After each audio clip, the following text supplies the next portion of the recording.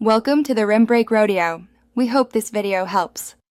You start by confirming versions and making a quick backup of the resources folder. This prevents accidental loss.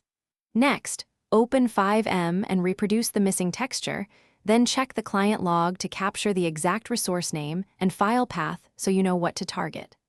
Once done, disable any caching mods and clear one sync cache to avoid stale files. Make sure drive space isn't low. Low disk space can stop textures from streaming correctly and cause asset load failures. You now dive into the resource itself. Navigate to its folder and inspect streaming folders like Stream, ITs, and any IT.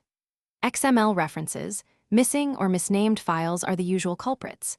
If a texture is corrupt, replace it with a clean export. Export at common sizes like 1024 or 2048 for consistent LOD behavior. Then open the resource manifest and correct file paths so Fivem can find them. Once done, increment the resource version or touch the folder to force the server to reload that resource. You finish by restarting the specific resource with restart resource name on the server, then join and test the scene. Watch both server and client logs for streaming or texture decode errors so you know if it failed to transfer or failed to load.